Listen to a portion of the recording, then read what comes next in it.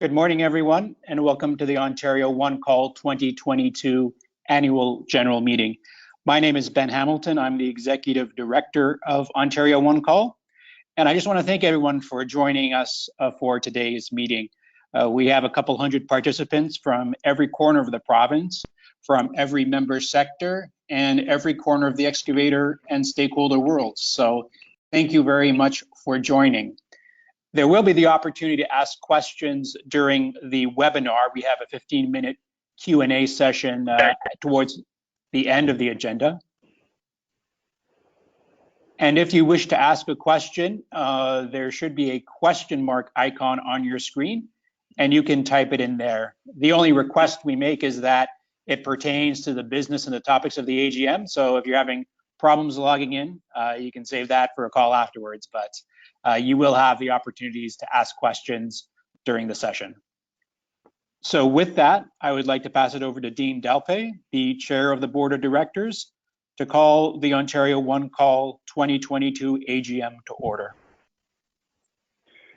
Thank you, Ben. Good morning, everyone. So I'd like to call the 2022 Ontario Onecall Annual General Meeting to order.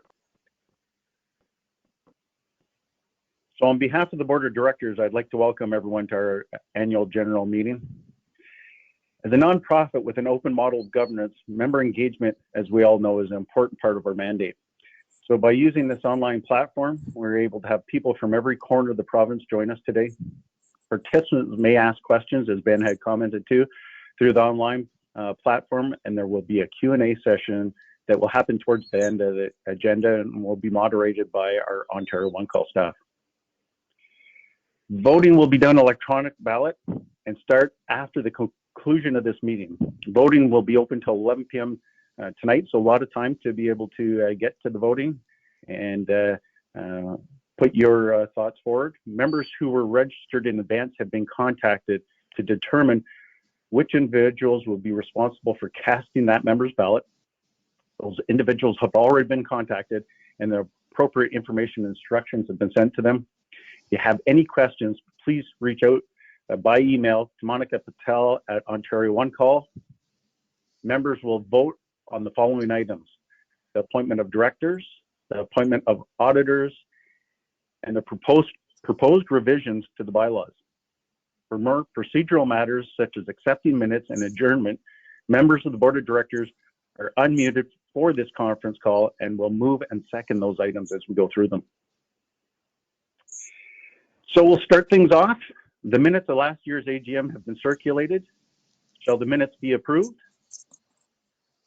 Moved by? It's Wayne. Sorry, it's Wayne Eichenberger here, and I'll make a motion to approve the minutes of the previous AGM. Rico Scalera, and I second that. Those in favor? Opposed? And carried. All right, thank you very much for that. So moving on to the next item. So as there are no specific items in the minutes that were to be reported on at this AGM or the next AGM, we will proceed to the report from the chair.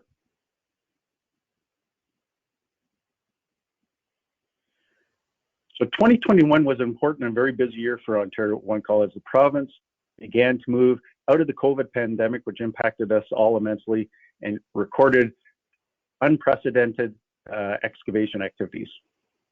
At today's annual general meeting, we'll review our progress on a number of items, as well as conduct important governance matters to ensure Ontario Onecall keeps moving forward. We know we've had many challenges over the last many years, and we're continuing to try to improve where we can for everybody that uses Ontario Onecall. At the board's strategic planning session in the fall of 2021, priorities identified including shaping the future legislative framework for our industry, establishing effective compliance structure, and identifying systematic barriers to timely locate delivery, which we've all seen. Through the work of a multi-sector locate solution working group, and I thank everybody that participated in that happened in late 2021, as well as the work on the dedicated locator working committee. From the start of this year, there's a clear intent by Ontario Onecall to involve the members, excavators, and stakeholders in building a desirable future state. And this will take time, and we all have to realize that to make a move like this will take substantial effort and time. We will continue to expand our activities to engage and build consensus in the industry. Ontario Onecall has an important relationship with the Ministry of Government and Consumer Services. We worked extensively with them in 2021 and will continue going forward. In 2017, we signed a new memorandum of understanding with the ministry, which outlines our accountabilities through 2022. There will be a new MOU signed within the next 12 months, which will further define our roles and responsibilities going forward. The board is committed to the essential role Ontario Onecall plays in our economy. The construction sector has been busier than ever in the last year, and we've all seen that. Coming out of COVID, government spend, it's an extremely busy time, and the services we provide to the industry is more important than ever. The directors of Ontario Onecall recognize those challenges to our operating model, such as Bill 93, implementing and broadening dedicated locator, and the new memorandum of understanding, which I just touched on. We'll also require further investment in staff and structure of the organization as the scope of Ontario Onecall continues to broaden. As our mandate and duties continue, we will be committed to making sure that the organization has the funding to support all the initiatives it requires to drive the direction that we're all trying to achieve. A safer Ontario is our goal we all share. We know that by working together, we can reduce and eliminate damages to buried infrastructure and make sure workers and the public go home safely. So I want to thank everybody for joining us today. I will now pass it over to Ben Hamilton. Ben will provide a report from himself. Ben? Thank you very much, Dean. It's my pleasure to present an overview of both 2021 and our achievements and activities in last year's performance report, as well as talk about the future and actions we're undertaking for 2022. On the first slide, talking about Onecall by the numbers, I always look to emphasize the benefit that we provide to the membership on a day-to-day basis. And just to point out one example is map selection notification, which was implemented a couple of years ago. Just by reducing over notifications in the Onecall system, that one change that Onecall made, led by Katie Gottsmans in our operations team, we've achieved $10.6 million of estimated annual savings for members. That's saving members money by eliminating the need for them to process, screen, and clear those additional locate notifications. And that's why when you see some of the numbers, we've seen a 9% increase in request volume from pre-COVID times to last year, but the number of notifications received by members has remained flat. So while the number of requests that are being submitted from Ontario's excavators are going up sharply, the number of requests for activity that members receive has actually been flat. And that's an important metric and demonstration of how we help members balance their workloads and really demonstrating the financial value of Ontario Onecall. To recap our 2021 priorities, there's a couple important things that I want to touch on here. First, the 2021 DIRT report that was put out by the ORCGA is the first to include mandatory data from Ontario Onecall's largest members.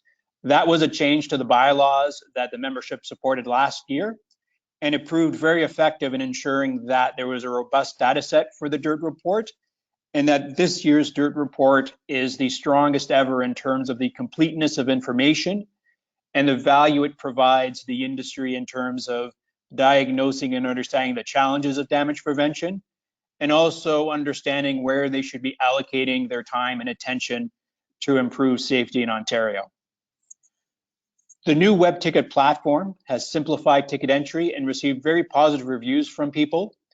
Katie will talk about this in some detail later, but the rate of ticket suspensions have gone from 30% in the previous system to now around 10%. The PLAC, the Professional Locate Administrator course, has increased its enrollment by 150% and has been a great success in increasing the education and understanding of the Onecall system. Onecall continues to handle record request volumes with no interruptions due to the COVID-19 pandemic. We've been largely work from home ever since March 2020, but over the last several months, we've started to bring employees back. So it's great to have everyone together again, but our focus over the last couple of years has been to ensure that the system continues to run smoothly. As Dean mentioned earlier, the Locate Solutions Working Group was an important tool to engage a broad range of people, members, excavators, and stakeholders, and shape the legislative future. We all saw Bill 93 pass earlier this year, and a lot of the content from Bill 93 was shaped by the ideas and discussion of the Locate Solutions Working Group. There has been a great deal of consultation and collaboration over the last year or so, and we want to continue that because we've been able to develop some shared solutions that have really paved the ground for some positive changes to come. Continuing with our 2021 priorities, we conducted our first major survey of excavators in 2021, also repeated that earlier this year. It's a really valuable tool just to check in with our excavators and what their views are. It's also really valuable too because even their anecdotal information about their expected workloads for the coming year have proven to be very accurate and helpful. So we'll continue to solicit the opinion of excavators and get a sense of their pulse on things going forward. To strengthen that excavator voice, the bylaw changes last year also added a third excavator representative to the board of directors. So we're adding more diversity of voice to our governance. New compliance approaches were reviewed and supported by the Locate Solutions Working Group. They formed a key part of Bill 93, and part of the bylaw changes we'll discuss later in this meeting are really to implement Bill 93 and the improvements to the compliance approach. Increased communications to members has been an important part of what we've done over the last year, not only the formal events like the Locate Solutions Working Group, but also communicating around changes and process improvements such as 60-day validity periods and the ability to share locates. We'll continue to communicate and educate on those topics. And of course, the implementation of the previous bylaw changes and preparing for the new bylaw changes, which will be required because of the passage of Bill 93 earlier this year. So it's been a time of change for the bylaws over the last couple of years, and we'll continue to do so to make sure our bylaws reflect what's in the legislation and is positioned to successfully implement the structural changes we want to make to our sector. For 2022, just to outline our top 10 priorities, when it comes to member focus and value, the biggest project is to implement the outputs of the Locate Solutions Working Group. There's a variety of them. We talked about some of the operational improvements, such as 60-day validity periods and the ability to share locates. We also talked earlier about the improved compliance model and how today's bylaws will help implement that. There are also major changes such as dedicated locator, which we'll talk about as well. Second, we'll finalize the new Memorandum of Understanding with the Government of Ontario that will outline our relationship with the Ministry of Government Consumer Services over the next several years. We'll implement Bill 93 changes, including any new regulations that come from Bill 93. That would also include a future regulation on compliance and potentially a future regulation requiring certain projects or entities to participate in dedicated locator. And four, we'll establish an expanded dedicated locator model. Onecall has already formed a working group within Ontario Onecall, so we now have a dedicated locator department with 3 staff who are dedicated full-time to supporting our current DL users and helping new users and members understand the DL process and start to implement the projects and ideas coming from the Dedicated Locator Working Committee. With our further objectives for 2022, of course, implementing a new compliance model is very important. That new compliance model was outlined in Bill 93, which passed in April of this year. And today's bylaw changes will reflect the legislative changes within our bylaws. There'll be future activity above and beyond what's in the bylaws, and we'll talk about that in the presentation later this morning about the bylaw changes specifically. We'll implement recommendations of an external review. Onecall reached out to KPMG to conduct an external review of Ontario Onecall to ensure that we had the proper internal structure and approaches with our own organization to make sure that we were prepared for the challenges of the future, things like Dedicated Locator. And they came forward with recommendations to improve the organizational structure and to improve succession planning.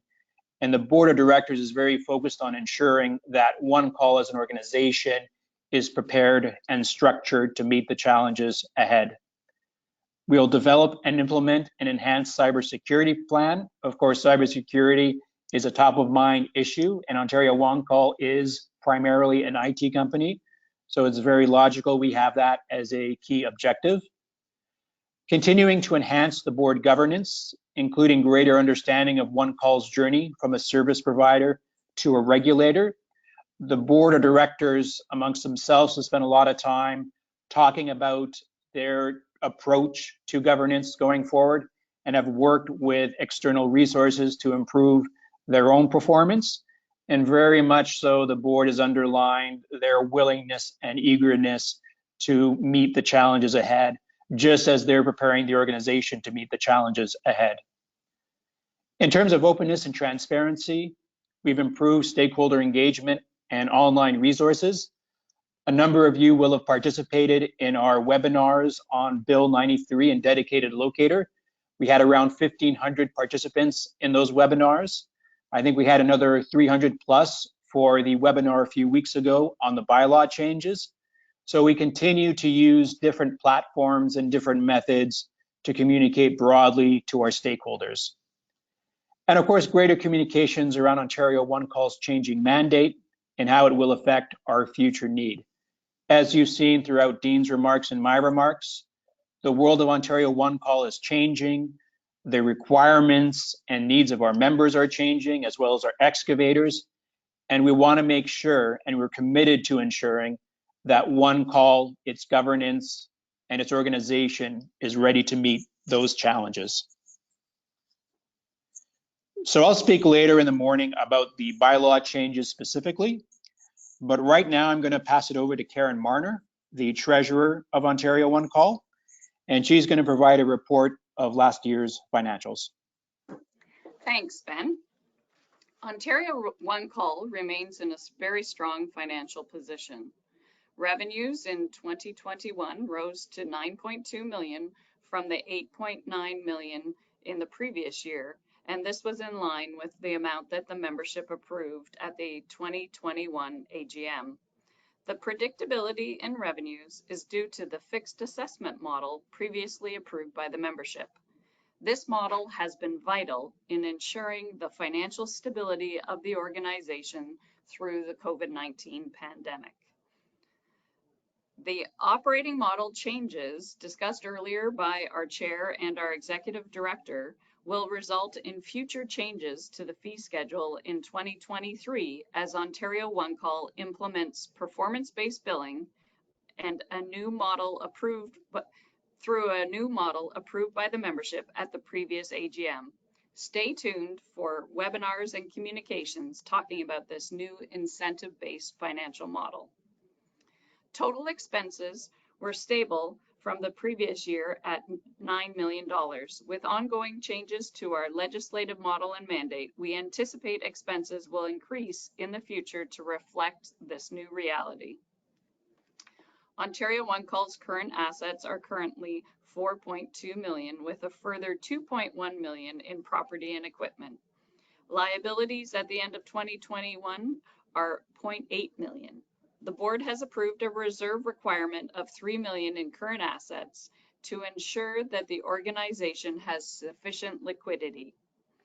The financial outlook for Ontario Onecall continues to be positive with stable and predictable financial results.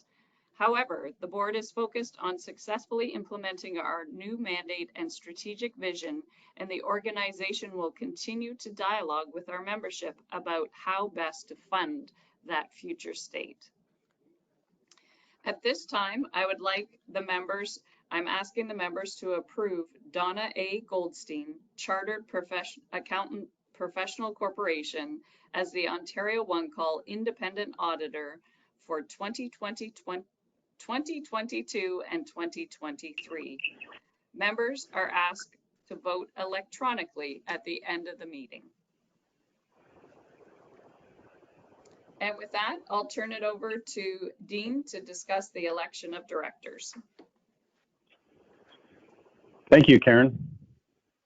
So the election of directors, so the process to select the members of the board of directors is described in Ontario Onecall's bylaw number 2, Article 12. As required, Governance and Nominations Committee has received nominations for the open board positions and has prepared the following slate of directors. So members are asked to vote electronically at the end of this meeting. I will now report it over to Nectar on report from the Operations Committee. Thank you very much, and good morning, everyone. So we wanted to do a brief update on the Operations Committee. My name is Nectar Tempkopoulos, and I am the chair.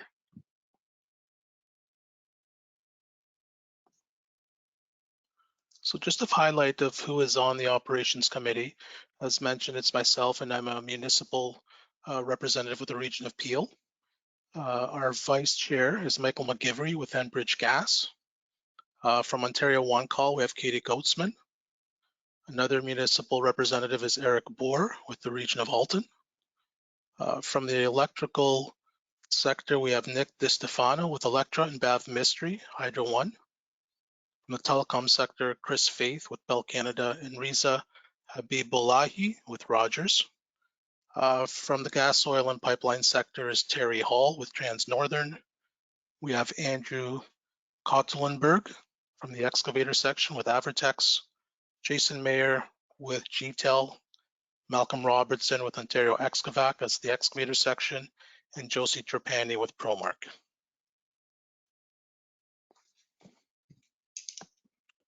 So just to highlight some of the items that the Ops Committee has been working on in 2022. The first one was consolidating types of work, which Katie and her team have put a lot of effort into. And really what we've been trying to do with that is just create some consistency with the types of works, promote some common use terminology with types of work. It'll decrease a lot of the administrative effort on the Ontario Onecall side and provide some better clarity to excavators who are requesting locates. And that work will probably be pulled off until 2023. Next is the locate delivery industry reset. And this is something that Michael McGivery was key in spearheading with Ontario Onecall. And I think we realized that there was obviously an issue with locates deliveries across the province. And Mike, together with Bav Mystery and Eric Bohr, put a presentation together for the Ontario Onecall Board of Directors. And that presentation really focused on some key items that the committee felt really needed to be focused on to improve the locate landscape going forward. Some of those items were around compliance, member project planning and resourcing, demand and supply management of locates, and incentives. The board, I think, took well to the presentation which Bav put forward, and they did direct the Ontario Onecall and the Ops Committee to start implementing and looking at some of those items. The next one was a moving the membership to a 60-day validity period and a communication which went out. The thought behind this, again, was to promote consistency in the expedition of a locate and expiry date of a locate. It would create a greater window for the excavation to occur. As a lot of you know, as excavators and even us as members, with different validity dates, some locates have already expired before some are received. With a common validity date, the thought is that it would decrease the request for relocates and therefore decrease the demand in the field for the LSP. It will create a greater construction window for the excavator. And a communication did go out to the members with testimonials from several of the member sectors. The next item was a review of the performance-based billing and reporting. The Ops Committee did review the performance-based billing solution, which was put forward by Ontario Onecall. Recommendations were made to include filter clearances and ALAs as part of compliance in the performance-based billing going forward. The next item was the Operations Committee representation on the Locate Solutions Working Group, which I believe Ben has mentioned. So the Ops Committee did have representation on the working group. Some of the folks that were involved were from the Locate LSP sector, Jason and Josie. Reza was on along with myself and Andrew. And it allowed to have a bit of a connect from the Ops Committee to the working group and provide some representation based on some of the items that we were working on and moving forward, which has been mentioned. I think it's, and they may mention later on in the meeting, a lot of really good solutions are coming out of that.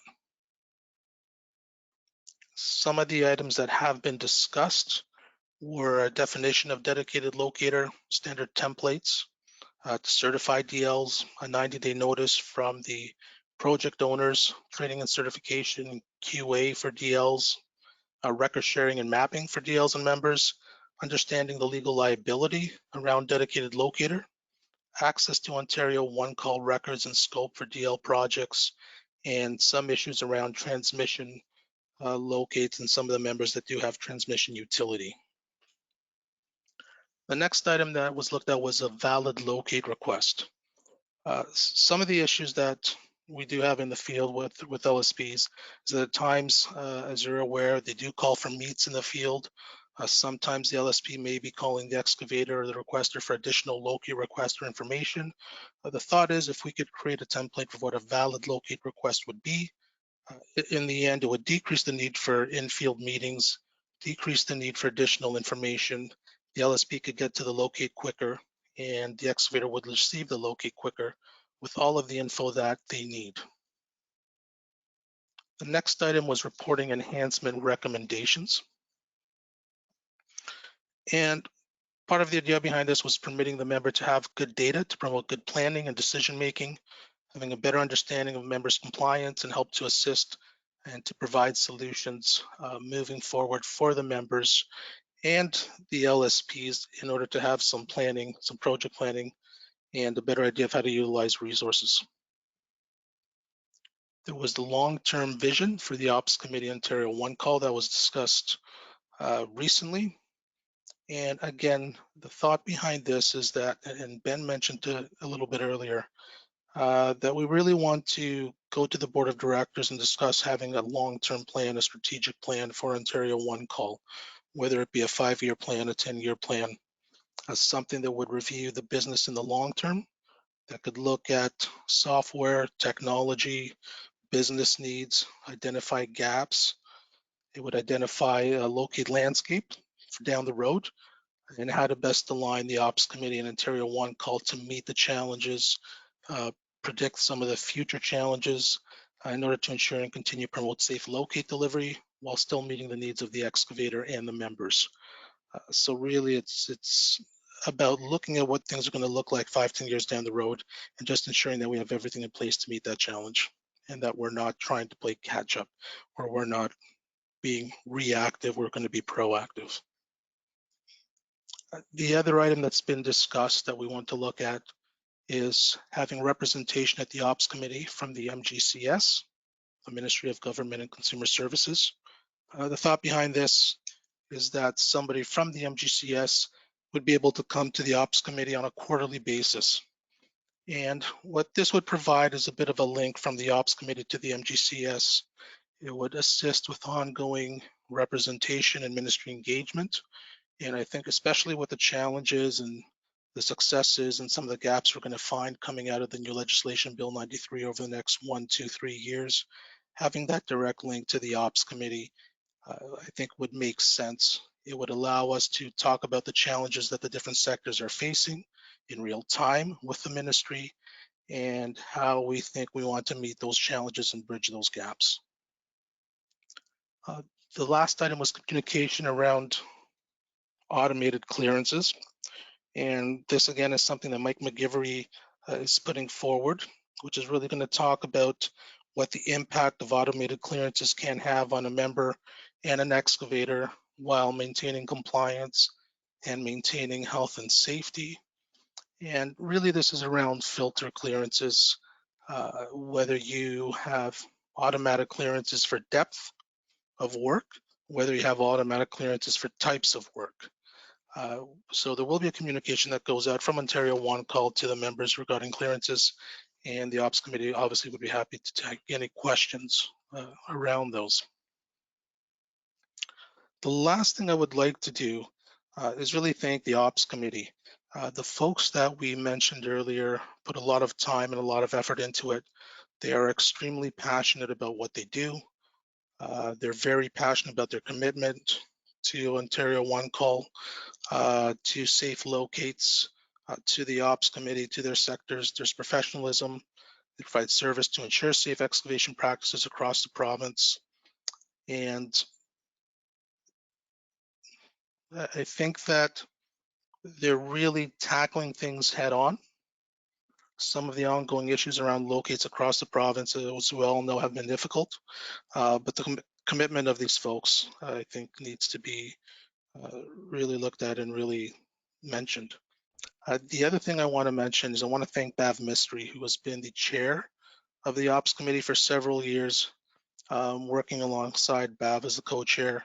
Again, her dedication, her commitment, her professionalism to delivering safe locates, to improving the locate platform across the province was excellent. A lot to learn from Bav. She did a great job, so I wanted to thank Bav for her chair role, and luckily Bav will hopefully remain on the committee going forward as a member. Thank you very much.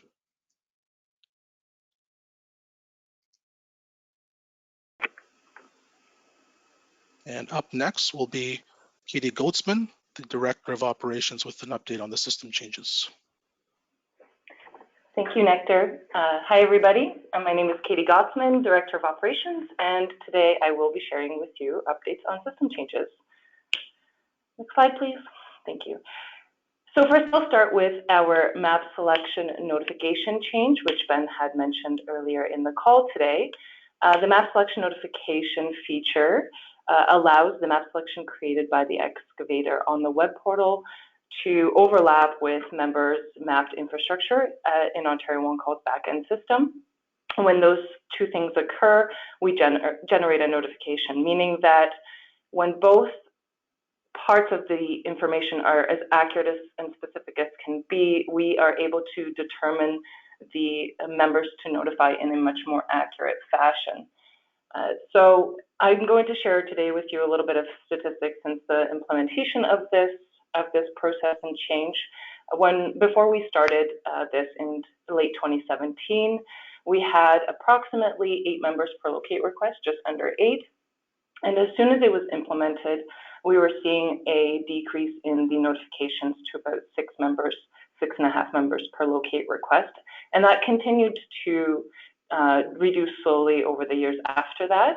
And as you can see on this slide, comparing 2020 and 2021, we were at about 5.87 members in 2020 and 5.73 in 2021.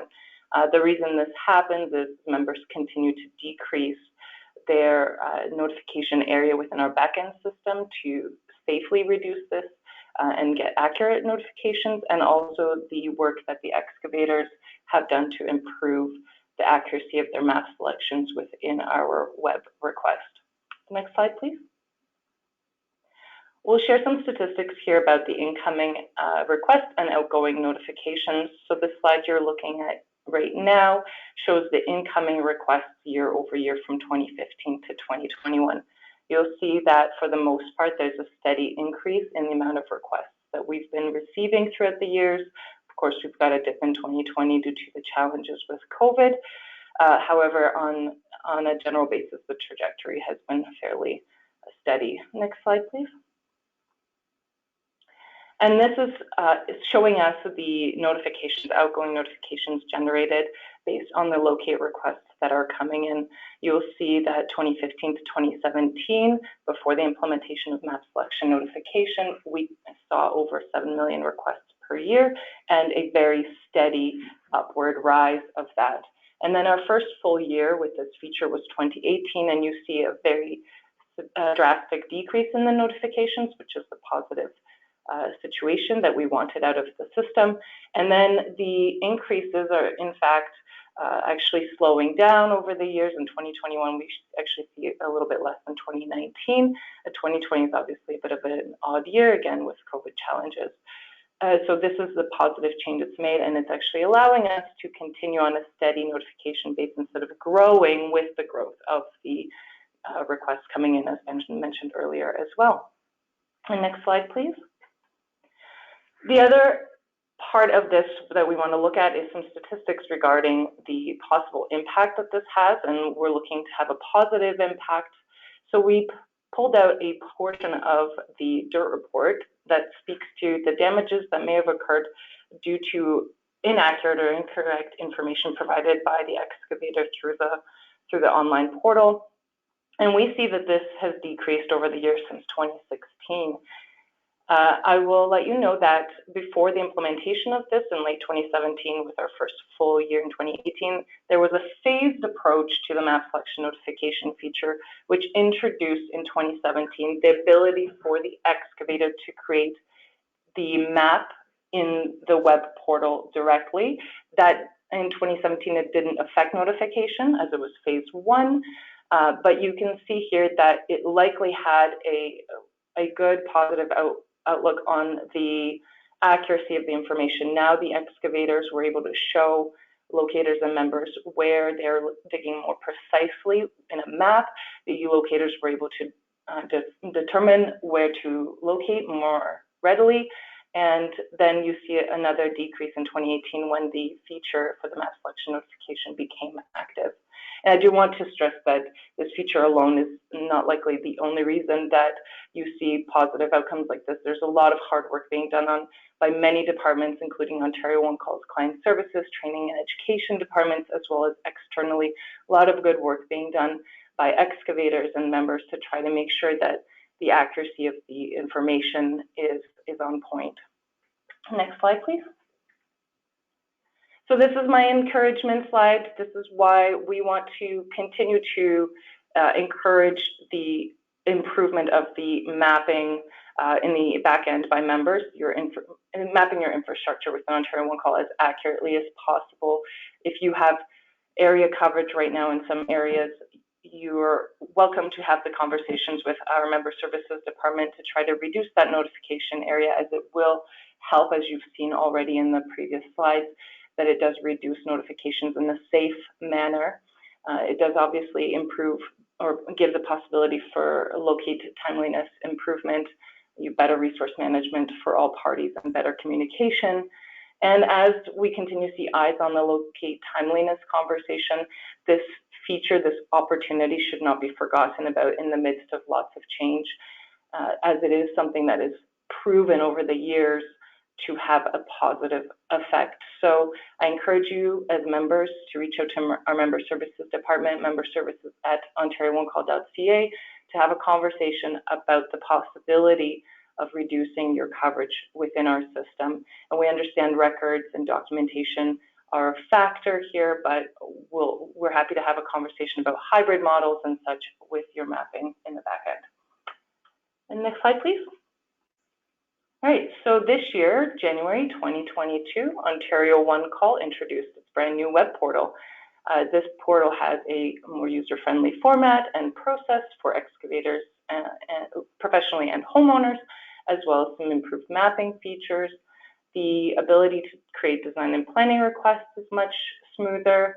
We have customizable search criteria that allow you to dive in a little bit deeper And our web portal is now mobile friendly, though we do suggest using a 7-inch screen or greater for best results. And this in particular is regarding the map selection.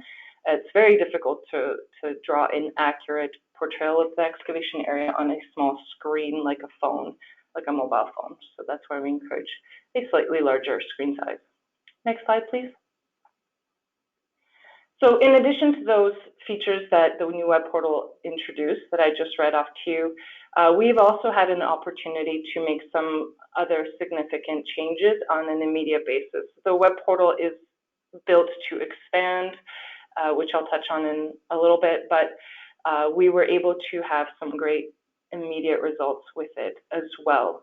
So as many of you on the call and others may have felt the effects of the suspended requests at the earlier part of this year, due to some recruitment issues and some budgetary constraints that many are feeling in the world right now. Hiring is a bit of a process that's changed over the last couple of years due to COVID. We were feeling that effect with our timeliness regarding the review of suspended requests. Ontario OneCall has always suspended requests at a rate of approximately 30% of the web requests coming into the system. Suspended requests occur for a variety of reasons. Mainly the system notices that something is not validating correctly. There might be some problems, so it wants the agent to have a review of it. Of course, that creates a cohort of work. So with the new portal, before its implementation, again, spending approximately 30%. At its implementation, we were immediately able to reduce that to 18% because of its new efficiencies. It was a smarter system. The way that it organizes the information and looks at it was immediately better, which was the point of its creation. But the secondary point was to build in flexibility, expand upon it as time went by. And the particular challenges of this year meant that we focused on that a little bit sooner than maybe we intended, but we had that opportunity with this program, which was very timely, and sort of grateful for it being coming at the time it did come. So at this time, we're suspending less than 10% of the requests coming into the system, meaning that we are now on timely within our range within the 24-hour period. In fact, only typically about a couple hours behind at most with processing your suspended requests. And again, many fewer are suspending. The way that we were able to do that is we added front-end validation into the web portal, meaning that if the system identifies that there might be an area for the excavator to look at, it will notify them right away instead of waiting for it to get to an agent. It will go through what it needs to be validated, and the excavator has an opportunity to make edits or confirm that it is in fact correct. We're able to reduce some suspend reasons in a safe manner due to the validations that were no longer required, such as intersecting streets, as it's for informational purposes, and excavators again have the opportunity to change that directly in the portal if they should not agree with the selections. Next slide, please. Another item that we were able to improve upon is the identification of large versus small projects. So for contractors on a professional level, we have the difference between the single address request and an advanced request. On a single address request, the submission should have only one single civic and the excavation is occurring within that civic or that lot. On an advanced request, you're able to submit multiple civics or excavation without civics like road construction, etc. For the most part, we're seeing that this is used accurately, and as it's a very new process, there are some opportunities for improvement, but we will be working through that as time goes on. And I think this is a really good feature that allows locators to also organize their work in the fashion that best suits them and the excavators simultaneously. And the final improvement for this that is really supportive of what we're trying to achieve at Ontario Onecall is moving more requests to the web. Approximately 95% of our requests are currently submitted through the web, And popular to some beliefs possibly is that it's not just about resource minimization or reduction, but it's about the accuracy of the information coming into the system and to the locators or members. Ontario Onecall agents have to interpret specifically where an excavation is occurring, which makes the process a little bit more challenging. Their rules for creating map selections are larger to ensure that we don't miss notification, and therefore that possibly increases the amount of notifications generated. It also means that the information is not as specific to where the actual excavation is occurring. For example, if we're talking about even a single civic, we're not able to identify front or back of the property with the map selection to make sure we're not missing anything. We can identify that in a text format, but the map is likely a very key part is what locators and members look at. So that in itself causes some potential problems. So we want excavators to submit their locate requests online for that very reason. We want to make sure that the information is accurate and easily understood by the locators. Next slide, please. And of course, we have some future changes. Nothing ever stops changing, and we always want to develop and improve. We want to keep moving forward. So we are looking from an operational side to support the 60-day validity period that Ben mentioned earlier. Members are required to have a validity period of 60 days for their requests, for their notifications, sorry, locates. And before the Bill 93 was introduced, the Operation Committee was already endorsing this. We sent a number of communications to help members move towards that change in a reasonable fashion. So we're looking to also make some adjustments to our technological systems to make this a smoother process and change. Next slide, please. We're also looking to support the dedicated locator model in a technological capacity. Of course, we have our teams that were built within Ontario Onecall now, and we want to make sure that the information received and the output provided is done in a smooth and manageable fashion. This is where the web portal will likely come in as a part of its expansion, allowing the dedicated locator notices and thereafter requests coming through that feature. And finally, we are looking to introduce our live chat feature to support all of our web portal users. As I mentioned, the majority of our requests are coming through the portal, and we want to make sure that we have every possible outlet to help users online. Of course, so now we have our helpful videos, we have tutorials within the portal itself, we have helpful hints, we have our plaque course, and of course we have our contact center with our support queue, but a little bit more never hurts, and this would be a easier to reach and more sustainable way of providing assistance. And that's it for me today.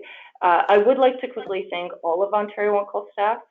We have had a plethora of change and more is coming, and we have amazing, great, resilient, and extremely hardworking individuals.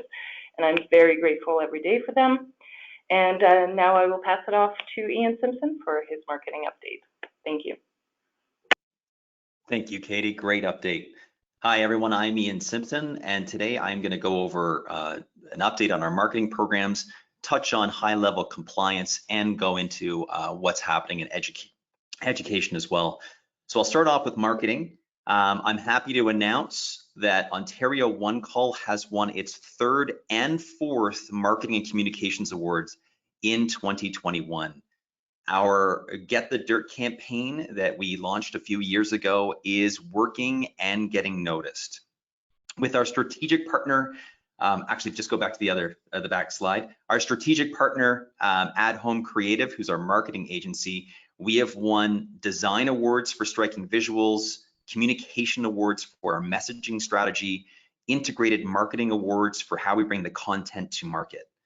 Now, with COVID, the marketing budget did have some restrictions. So with the budgetary restrictions that were put upon us, we decided to have a very targeted approach. Instead of having a focus just on awareness, we were focusing on driving locate requests. We try to always capture people at the right place, at the right time, with the right message.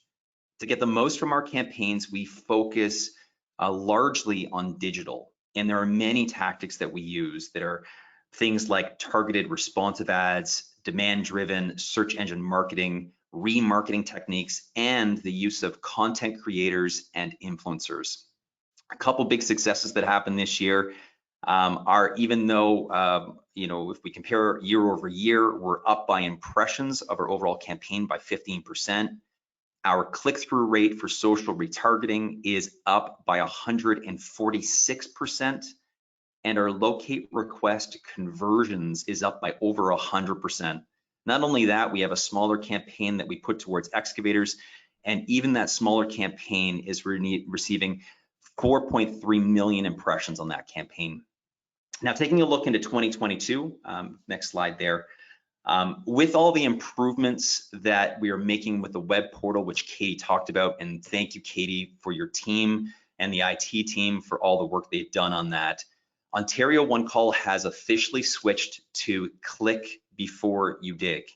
So I'm asking all stakeholders that are on this call right now to reach out to anyone who sends out communications on your behalf to please remove call from your messaging for Ontario Onecall and insert click before you dig. As Katie mentioned, we get better requests that come in through the online portal, and it helps save people so much time. Going into the next slide here, one thing that we're doing this year is we're working off, of course, the success that we had last year, but this year we're also working on new platforms to engage new individuals that we've never spoken to before. We do this by using experts and content creators. One of our flagship experts this year is HGTV personality Brian McCord. Brian McCord is a fantastic partner, great to work with. His team is phenomenal, and him spreading the DigSafe messaging to homeowners and contractors is extremely beneficial. In addition to him, we have new content creators that we're working with on platforms like TikTok. Yes, Ontario Onecall is on TikTok. We're not doing it ourselves, but these content creators are creating education and entertainment content to audiences that we've never spoken to before, and it's working. On top of that, we are now on Spotify as well. So if you happen to listen to music on Spotify, we have 3 commercials that are currently running in market targeted towards our targeted audience. On top of that, we are working on developing strategic partners that can help push our message out further, like Service Ontario. And that partnership, we have to thank the Ministry of Government and Consumer Services for setting us up with that. Right now this year, Service Ontario is currently running our French and English click before you dig ads on all their digital boards across the province. Now, we want to take some pressure off your communications teams, your marketing teams, and even yourself as damage prevention teams. And we want to make sure that our messaging is consistent. On the next slide there, we're going to show you that we actually have all of our resources, or many resources online, not just our award-winning, but other resources as well, that you can use for free. It has the messaging that we use, and you can download it at any time. Everything from our brand standards to logos, to campaigns for contractors, to campaigns for homeowners in the DigSafe button here, to DigSafe messaging, to our plaque, professional locate administrator course, and for sewer safety inspections for call before you clear. You can grab that material and freely use it at any time. Now that's it for the marketing update. I'll give you a quick high-level update on compliance from 2021.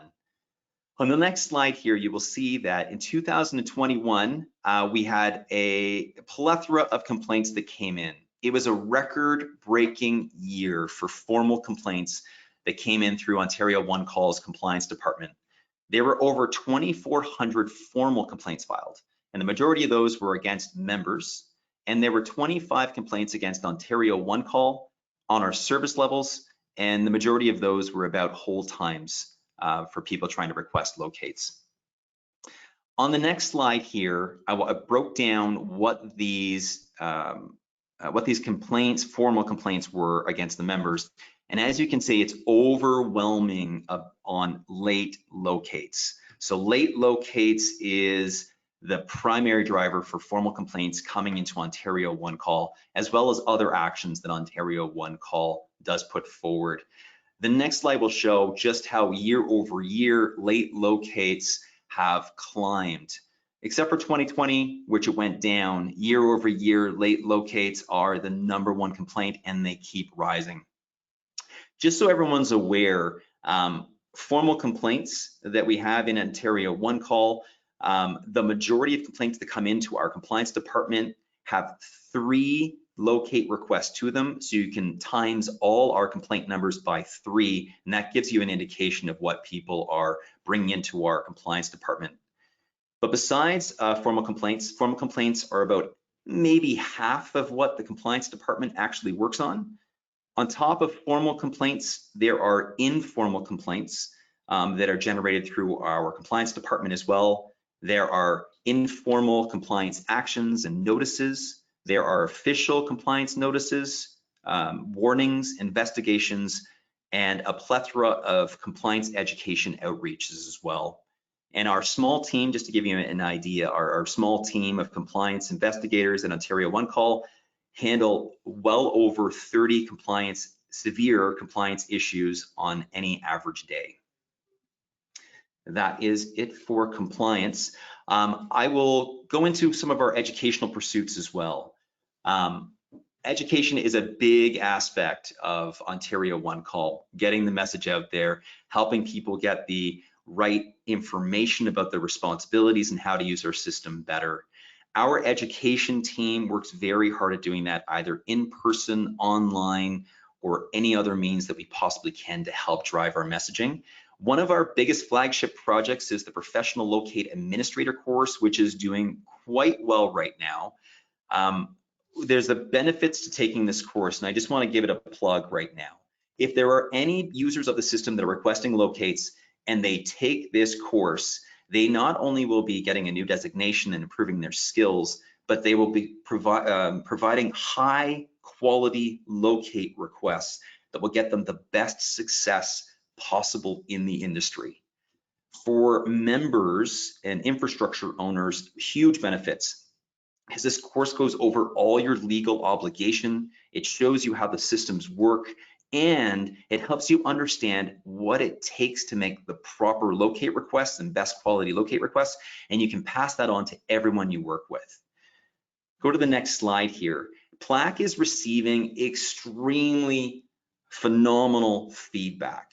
Just to give you an idea, 92% of people surveyed say they feel like an expert or they could apply the majority of the concepts. 93% say the course has excellent content. And 96, and I think this is the best one, 96% of those who took the survey said they wouldn't hesitate and they would recommend this course. The next slide here, in 2021, we had a big success. 2021, we saw over 1,000 students enrolled in this program. It's phenomenal. The thing is that there is tens of thousands of users in this system that would benefit greatly to this course. And in order to improve this, we're seeing some great registrations this year for 2022, but we are now hearing that there are some member groups, including some municipalities and utilities, that are now thinking about maybe making the Professional Locate Administrator course a requirement for any of their excavators, so they know that the excavators are making the best possible request into the system, understand the system, and remove any abuses that could be in the system at all. In 2022, improving. PLAC is always improving, just like everything we do at Ontario Onecall and the Education Department. We're using people's feedback to improve the course all the time. 2 major updates happened this year. With a new web portal, all the new web portal content is now in PLAC. So you're not learning old material, it's all current material. Then with all the law changes and with the bylaw changes, Anything that is relevant will be in this course this year. In 2022, the Education Department has returned to in-person events as well. So if you are at any events that we are attending, we would love to see you and say hi. I also want to say that the Education Department right now is doing a lot of presentations on the law changes with Bill 93, what the obligations are for excavators, what the obligations are for members, and what the timelines are. If you are interested in this, you could reach out to our training department at training@ontarioonecall.ca, and we'd be happy to talk with you. And that's it for me. I'm going to pass it back to Ben, and Ben will talk about our bylaws and the proposal. Thanks very much, Ian. So we're going to talk about the bylaw proposal that's been approved by the Board of Directors. For those of you who are voting members, the ballot that you'll receive after this meeting, and which you have until 11 p.m. to submit tonight, will have a series of questions. Some are very straightforward, approving the auditor, approving the slate of the Board of Directors, but there is also a vote on these bylaw changes. I'm sure a number of you attended a webinar we held a couple of weeks ago where we reviewed the topic of the bylaw changes and what was changing and why it was changing.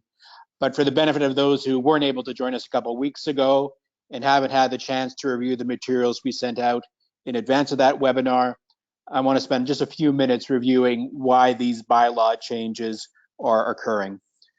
First off, they generally reflect what happened in Bill 93. For those of you who weren't engaged with the Bill 93 process, Bill 93 was introduced in March of this year and passed in April of this year. And it brought forward a number of important changes to facilitate improved processes and create system improvements in the Onecall system. So Bill 93 included things such as increasing the lifespan of locates to 60 days, the ability to share locates. It greatly broadened and expanded the dedicated locate model in a very dramatic way. We also had a webinar on that topic as well. Both of those webinars are available on our website and YouTube. And I encourage anyone who wants to do a deep dive on dedicated locator or on Bill 93 to check those out. Those go into them in great detail. Also changing in Bill 93 was a very different compliance model. And under Bill 93, the concepts that currently existed in the bylaws, which talk about a compliance committee and appeals committee, those are now replaced due to Bill 93. Bill 93 creates new powers and titles for Ontario Onecall staff, and also future work will develop an appeals process which renders the appeals committee moot. So all the old terms and terminology around compliance committee and appeals committee needs to be removed because it is not consistent with Bill 93. Also, some of the governance items were changed because of Bill 93. For example, under Bill 93, the Minister of Government and Consumer Services now has the power to make appointments to the Board of Directors if they so choose. That's a power consistent with ministerial powers over DAAs like the TSSA or ESA. Pretty straightforward, but again, we have to change our bylaws to reflect the new law. And also new concepts like we discussed, dedicated locator and 60-day validity periods. Because they're now part of the law, our bylaws must be updated to reflect the statute. There are also some changing names, and I want to emphasize this because the question on your ballot is worded in such a way where you might ask this question. So what happens is that some of the bylaws are being renumbered as well. So currently we have bylaw number 2, which is what you might call the main bylaw. That deals with the Board of Directors, how meetings are held, the committees of the board, those types of high-level governance things. That document in its updated version becomes bylaw number 3. There was a bylaw number 1 that was part of the old legacy system, but essentially bylaw number 2 becomes bylaw number 3. It still has the same function. It's still the overall governing bylaw. It just goes from 2 to 3. with the existing schedule. So you have your main bylaw, but you also have a series of schedules underneath that give more detail. There was an old Schedule 1 to Bylaw 2 that was previously repealed. Currently, Bylaw number 2, Schedule 2, will be very familiar to members. That's the terms and conditions of membership, where compliance typically lived. And number 3, so Bylaw number 2, Schedule 3, was discipline against excavators. Bill 93 merged the concepts of compliance for excavators and compliance for members under the same regime. So those can now be merged into one schedule. And because the previous Schedule 1 had been deleted, the new combined terms for members and excavators now becomes Bylaw number 3, Schedule 1. So the same concepts exist, just that they'll have new numbers now. In terms of the details, so here what's changing in Bylaw number 2, becoming Bylaw number 3. As referenced, Bill 93 replaced the previous compliance model, so the references to the old compliance committee and the appeals committee must be deleted. Bill 93 included a scenario where the minister may appoint directors to the board, so the bylaws now must contain a reference to that. To help with compliance, the bylaws also include the power for the board to create what is called the rules document and the policies document. The rules document, which the board has reviewed in draft but will finalize in the near future, is just a summary of all the obligations of members and excavators under the Act and bylaws and any future regulation that comes from the ministry. So the rules document, for example, will summarize the obligations of a member to provide information to Ontario Onecall, to provide locates within 5 business days, to participate in dedicated locator, to deliver locates under dedicated locator within 10 business days. All those currently existing obligations will be summarized in the rules document. And the same with excavators. Excavators are obliged to call for locates, to dig in a way that they ought to know would not create a damage. All of those existing obligations will be summarized in one single document that is called the rules document. There's really nothing new or new created in the rules document. It's just a summary reference document for everyone. The policies document is really the how-to of AMAs. And AMAs stand for administrative monetary amounts, what most lay people would just call fines. So if your question is, how are people going to be fined? What's the methodology for a member being fined for late locates, or an excavator being fined for digging without locates? How much would that be? How would it be applied? What would the appeals process be like? That's what's going to be described in the policies document. What's currently happening now is that the board has put together a draft of the policies document. It's been shared with the Ministry of Government and Consumer Services, and the Ministry of Government and Consumer Services is developing a regulation, which is a power created under Bill 93. And using its power under Bill 93, the government is currently working on a draft regulation that'll really provide the mechanics of how AMAs would be applied and the rights of members and excavators to appeal. Once that regulation is finalized, it's the ministry's intent to put that on the regulatory registry. There'll be a period of formal consultation where all members and excavators and stakeholders can provide feedback and commentary. And from there, the ministry can finalize the regulation. Once that regulation is finalized and signed off by the minister, the policies document at the board level will be altered to reflect the final regulation. So the policies document and the regulation from Mgcs will be perfectly aligned. And again, the policies document, like the rules document, is a one-stop shop where everyone can look at a document and understand how those things work. So under the new bylaw number 3 is Schedule 1, which is the old Schedule 2 and the old Schedule 3 put together. This document has changed quite substantially. Again, concepts like compliance committee and appeals committee must be deleted. The one call may make rules for members and excavators. We've talked about the rules document, which will be reviewed annually by the board of directors. One call will publish certain compliance information as required by Bill 93.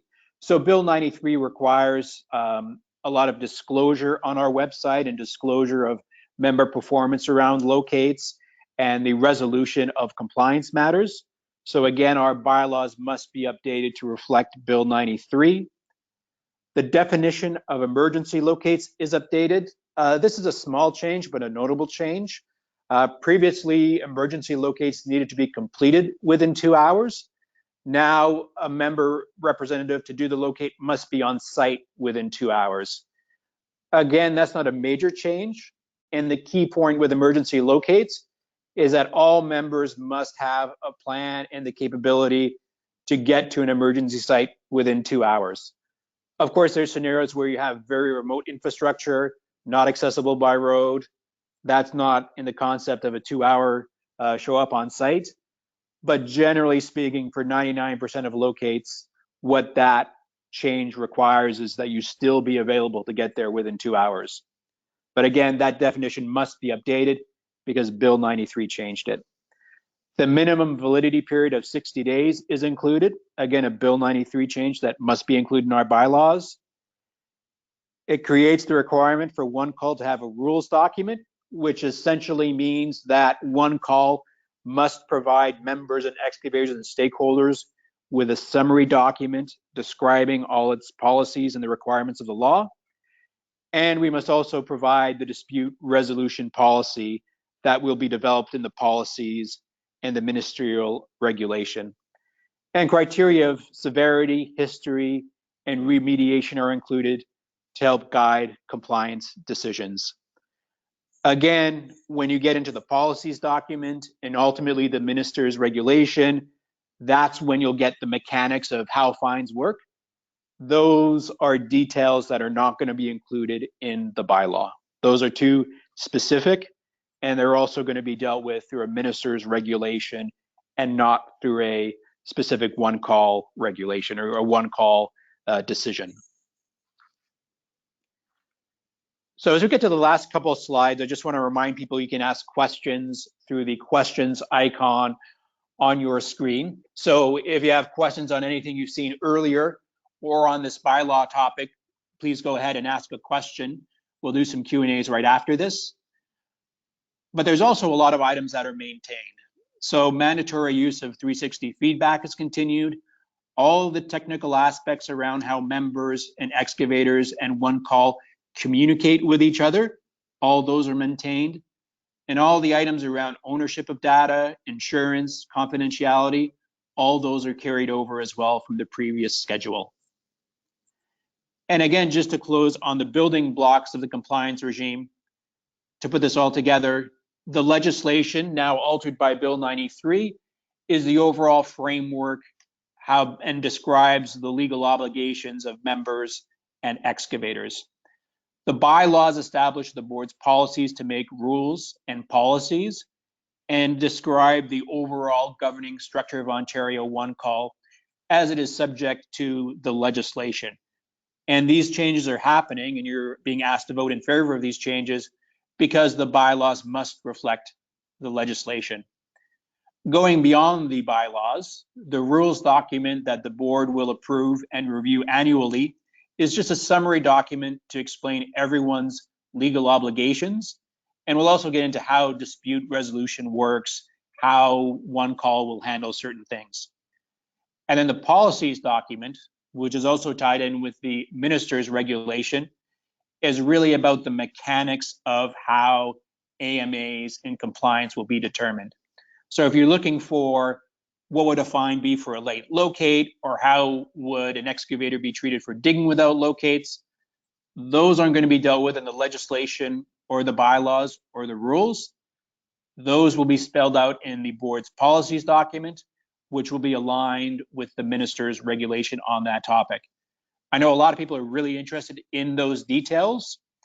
when the ministry puts the draft regulation on the regulatory registry, you'll be able to see all those calculations and processes in great detail, and there will be a period for formal consultation. So keep your eyes open. That should be coming in the near future from the ministry. So that's how all these blocks build upon each other. And the bylaw changes you're being asked to approve today are really about ensuring that our bylaws remain aligned with the legislation post Bill 93.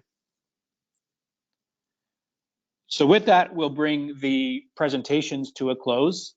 Again, members will be voting on these changes after today's AGM. Onecall and its board will continue to develop the rules document, which of course will summarize all the legal obligations. And once the MGCS regulation is in place, we can finalize the policies document as well. And definitely keep your eye open. There will be more communications from Onecall and also more communications from MGCS communicating the draft regulation and communicating around the formal consultation process. So we'll definitely keep members and excavators and stakeholders up to date with what comes out of MGCS. So definitely keep your eyes open over the next several months.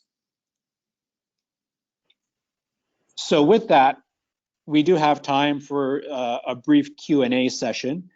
And thank you to Adam from Ontario Onecall, who is monitoring all your questions and will pose, I guess, what are the leading or most frequently asked questions over the next few minutes. Thanks very much, Ben. So the first one is about the 60-day validity.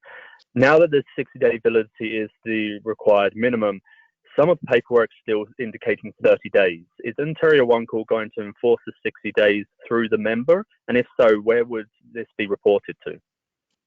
Yeah, so right now, because Bill 93 changed it to 60 days, 60-day validity is the law. So regardless of what your paperwork says, they're now valid for 60 days. So it's important for members to go ahead and make the changes in their systems and in their paperwork to ensure that they're correctly communicating the information.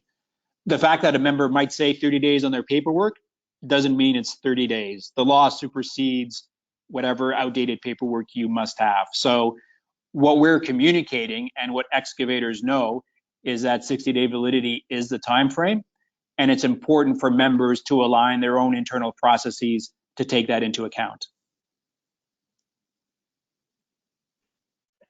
Okay, thank you. So will documented agreements be required between an excavator and a member when stating that the status of a request is to be renegotiated? One of the changes made in Bill 93 relates to the renegotiation of tickets. That change now states that renegotiations between a member and an excavator must be done in writing. Emails are appropriate for that type of communication, but we've had instances in the past where tickets had been renegotiated without consultation, or they've been renegotiated automatically through a automated system. The legislation was changed in such a way where there needs to be specific written agreement between the member and the excavator, or the member's LSP and the excavator, giving permission for that change to happen. And the member or their LSP must be able to produce that written agreement if there is a complaint in the future about it. Thank you. We have a question about dedicated locator, and what would the steps be for an excavator to be able to be part of this project? And is there a point of contact that they should be reaching out to? Absolutely. As I mentioned earlier, Onecall has formed its own dedicated locator department within Ontario Onecall. Of course, Adam, you yourself lead that group as manager. It also has Marco Dater as the project lead and Christine Hollett as the coordinator. So definitely reach out to one of them if you have any even just background questions about dedicated locator and how it might work. So definitely reach out to Onecall. We have people ready to help you. For those looking for more background information on dedicated locator, I would very strongly encourage you to either check out the video on YouTube or that's on our website, where we have a webinar on dedicated locator. It's about 2 hours long, but it goes into great detail about the work of the dedicated locator working committee and the exact ways that they want dedicated locator to work. And also in my presentation at the start of that, I really emphasized some of the key parts around dedicated locator. Dedicated locator was developed in such a way under Bill 93 that it's very broad and very open and can be used in applications that go far above and beyond what most people currently think of dedicated locator as being used for. At the same time, the members, understanding that there's going to be great demand and great interest in dedicated locator, are very cautious, and they also want to ensure that any party doing dedicated locator work is qualified and experienced in locating all these different types of infrastructure, but also have the QA and auditing procedures in place to ensure that there's rigor around safety. So those are some of the important concepts that we've discussed. I'd very strongly urge everyone to review that dedicated locator webinar if they have any questions. And certainly if you have any follow-up questions or are interested in this, talk to someone at the Onecall dedicated locator group. We're very interested in discussing what we can do and how we can structure things going forward. There's great appetite out there. A lot of conversations are starting to happen, and we're very eager to encourage those conversations. Thank you, Ben. So to this point, formal complaints about late locates have been filed against members and not against excavators. But now with the excavators being part of the bylaws, will the current compliance department be handling formal complaints about late locates with them? Yeah, so to give you a sense about what changed in Bill 93 around this question, the way it worked under the old system, so pre-Bill 93, is you had members and excavators. The members, the owners of underground infrastructure, were subject to the terms and conditions of membership. So they essentially belonged to the Ontario Onecall Club, and they were subject to compliance under Schedule 2, Bylaw 2, the terms and conditions of membership. So if you're an infrastructure owner, even if you're also a significant excavator, you were subject to one set of rules. If you're an excavator and not a Onecall member, and most excavators fall in that category, you're not a Onecall member, so you're not subject to the terms and conditions of memberships. So it created this two-tier structure where members can be pursued through the Onecall compliance, which would have been the compliance committee and the appeals committee. But the only way to go after excavators would be through a civil court process, which is, a daunting and unappealing prospect. What Bill 93 has done is both brought them under the same compliance regime, so that Onecall compliance staff can pursue compliance against members for violations of member requirements and can pursue violations against excavator for excavator violations. So in theory, looking to a future regulation when that's in place, an Ontario Onecall inspector could be dealing at the same time with an AMA against a member for not providing locates within 5 business days, and at the same time can also be dealing with an AMA against an excavator for digging without locates. So they would both be subject to compliance activity. What will come from the government will be a schedule of penalties. There'll be a list of penalties against members, and then another list of penalties against excavators. Again, it does create an equal playing field between both excavators and members, but it's important to remember too that there's specific thing members are responsible for, and there's very specific thing excavators are responsible for. So members have to do locates within 5 business days or 10 business days if it's DL. Excavators have to call for locates and not dig without locates. Those are very specific things. So any kind of generalized complaint about members, any kind of generalized complaint about the behavior of excavators, that's not really going to be covered in compliance. It needs to be a very specific obligation that has been very specifically broken. So, and generally speaking, there's more obligations on members than excavators. So just to give you a sense of sort of how that balances out. Thank you, Ben. So is Ontario Onecall considering further funding to be provided to support a more robust reporting team? That's something we've definitely talked about, and not just in relation to the reporting team, because as we go forward, especially with dedicated locator and compliance, there's new demands for reports, not above and beyond the normal reports we've typically provided. But also in terms of the board is also interested and concerned about the capacity of the organization overall to meet the changing demands, not only the increasing workloads and volumes that we've seen, but also our changing legislative mandate. So we can look at, greater demands on reporting as one example, but we also have demands in terms of greater cybersecurity. We have more demands around the call center because we do get a lot of complaints about wait times and delays on that front. We get a lot of commentary around the need for more compliance. We'll definitely need more resourcing to support dedicated locators. So across the board, there's a very urgent discussion happening at the board level around making sure there's appropriate resourcing for the organization. To support that, the board of directors commissioned KPMG to do a review of the organization.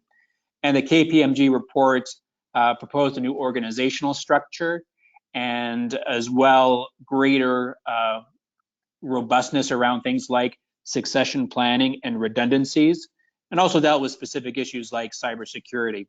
So the board has got some expert advice on that front, and going forward, you'll see a lot of those issues being addressed.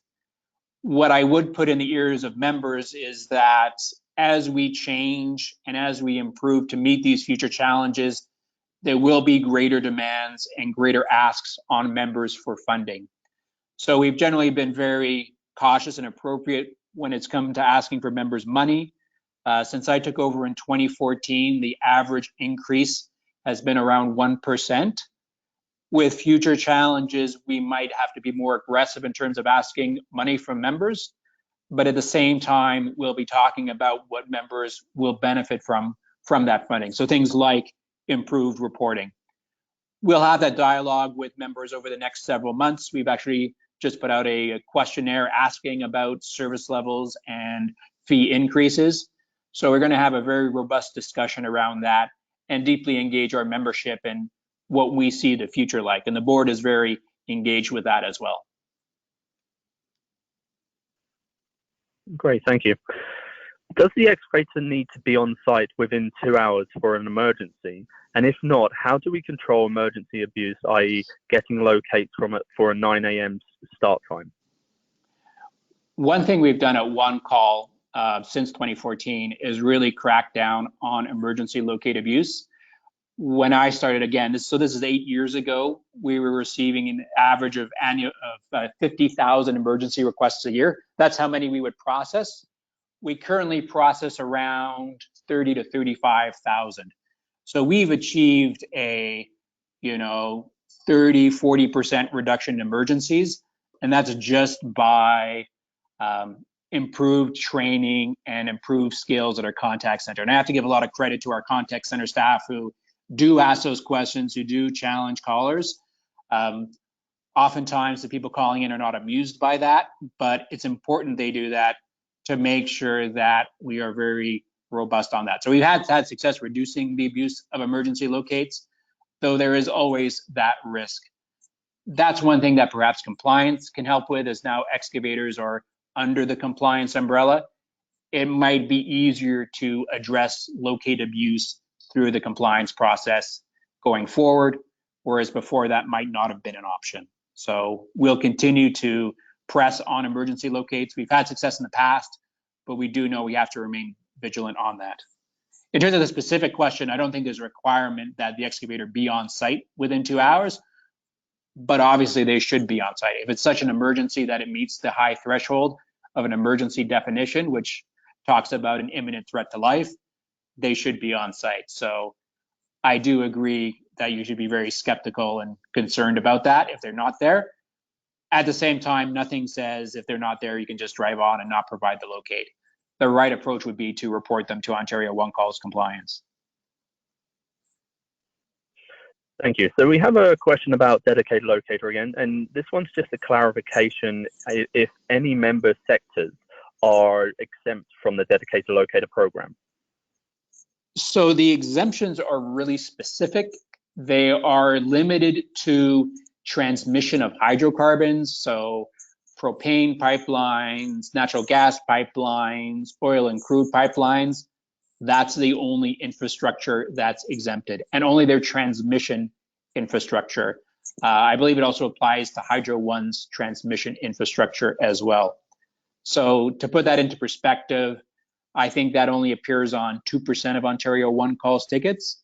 So they're very small niche exemptions. Thank you. So just the final question here, Ben. So if an excavator has done everything reasonably possible to obtain locates which are far beyond the required due date, and they ultimately bring in a third party to locate underground utilities, can they still be subject to penalties? So if it's the member's responsibilities to provide locates. So if an excavator brings in a party who's not authorized to provide locates, that's not a valid locate and is essentially digging without locates. One thing that Bill 93 created was a new ability for both members and excavators to take members and excavators through a process to receive financial compensation for violations such as late locates. So under the Bill 93 model, and this was an idea that was first created in Bill 257, which was the Broadband Act from last year. Under this proposal, the right approach for the excavator would be to seek a claim against any member providing late locates for the demonstrated financial costs of their providing late locates. And if the excavator wasn't satisfied or didn't receive the response or compensation they felt appropriate, they could pursue that matter with the Ontario Land Tribunal. So there's now a formal process where an excavator can pursue a member for the consequences of non-compliance. One change that was made to Bill 93 in committee, so partway through the process, was for the opposite proposition. So members also have the right to take excavators through that OLT process for the demonstrated financial costs of an excavator's non-compliance. So if an excavator dug without locates or dug with improper or expired locates, then the member can take that excavator through that negotiation period and ultimately through the OLT if there's no agreement and seek compensation for that. So Bill 93 creates those new tools for excavators and members to pursue compensation.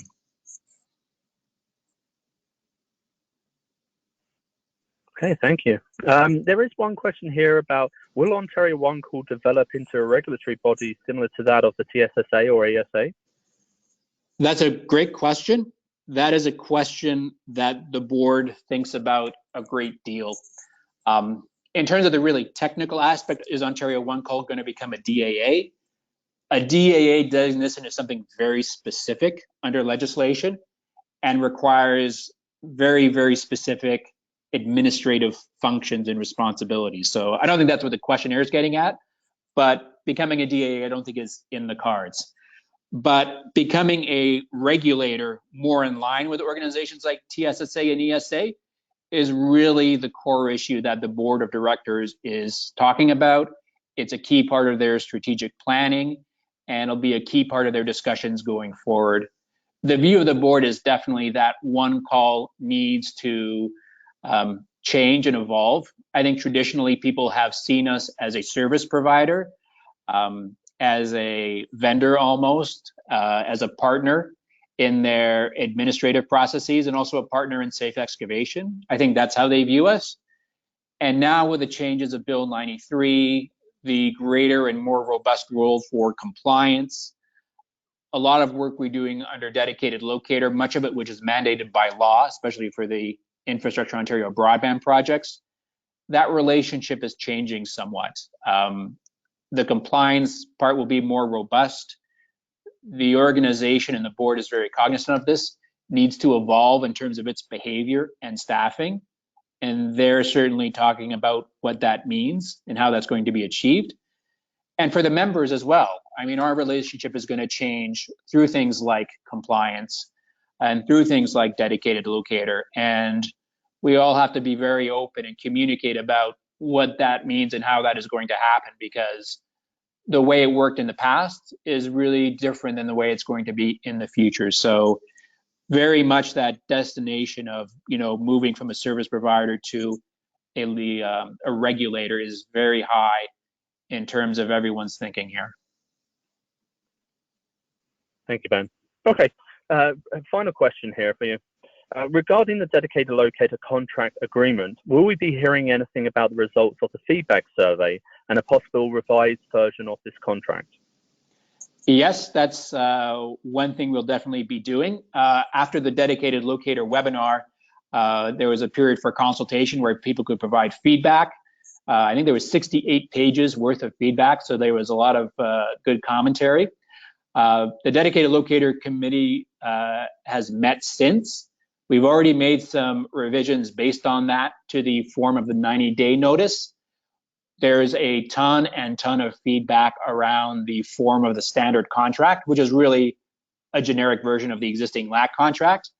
And there's so much feedback that we still have to get together and start to sort through it. So that project isn't being fast-tracked at the moment, but definitely over the next couple of weeks, the people in that working group, which does include me, will get together and start to plow through that feedback. So I imagine the next few weeks, there will be a revised version of that document specifically. Thank you very much. That's the last of the questions. Great, thanks very much. I'll also ask the administrators of this call to save the question log just so we can have it as reference as well. So with that, I'll pass it back to Dean for the closing items of the AGM. Thank you, Ben. Great overview. So we'll continue to move on. So those of you who are casting ballots for your respective members, you have received a link to vote electronically already. You may vote starting immediately. Voting will be open until 11 p.m. tonight. As I commented earlier, if you have any questions on voting, please contact Monica Patel at Ontario Onecall.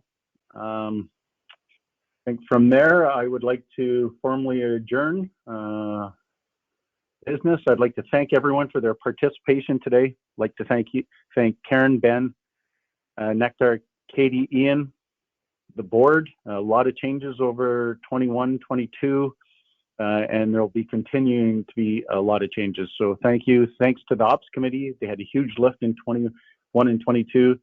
The Dedicated Locator Working Committee. Again, without everybody's participation, the government's participation, we wouldn't be able to move the needle on this, and we still have quite a journey in front of us, and ask everybody to work with us and be patient. So again, a special thank you to the Ontario Onecall staff who helped ensure that today's meeting ran smoothly. Great job. Shall we move a motion to declare the 2022 Ontario Onecall AGM adjourned? Dean, I'll make that motion. It's Karen. Thank you, Karen. Thank you. Seconded by Rico Scalera. Thank you, Enrico. Great. Thank you, everyone. Carried forward, and we are now officially adjourned.